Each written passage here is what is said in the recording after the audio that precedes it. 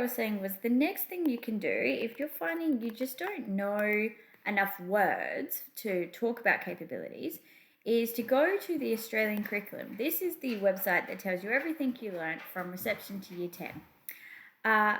When you go to the senior secondary curriculum, F to 10 curriculum, you'll get your general capabilities. If you click overview, it's going to give you information about the capabilities because SACE didn't make these up. These are from the Australian curriculum.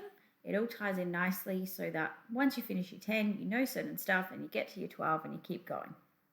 Now, what we then have that's very nice from the people from ACARA is a whole bunch of different capabilities. And what you can do is go to, for example, in this video, the personal social capability, and you can look at all the different language that they're using to describe it. It just helps sometimes to see other people talking about it. Then they go through the 4 different areas. And so what you can do is actually click in and they give us additional bits to help. So one of the things, you might want to say is I'm going to work on my personal social capability because, I know I'm a really emotional person. I know that I let stress get to me. I know that managing this project is going to be really hard for me because, I haven't actually, done something like this before. And, I want to be able to actually learn skills like time management to actually help work this out. So, you can use that language. If you're finding that, that is still not enough, if you go into the learning continuum, they will actually give you some more development. Now, please ignore the fact that it says reception and year 2. Obviously, what you are doing is far more complex than that, but the language is really useful.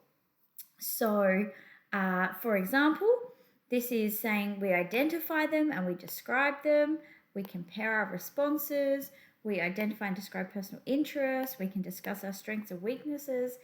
All of this is stuff you're doing in your research project as part of your personal social capability, but you're doing it with a much higher level of development. So you're actually saying, well, I'm actually managing a project, and whilst I'm managing that project, I'm going to be comparing my emotional responses with those of my peers so that I can ensure that I'm actually taking the appropriate measures to look after myself.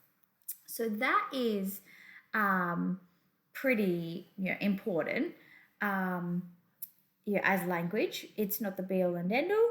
It's not the only way to do it, but it just does equip you with a few tools to actually work through the capabilities.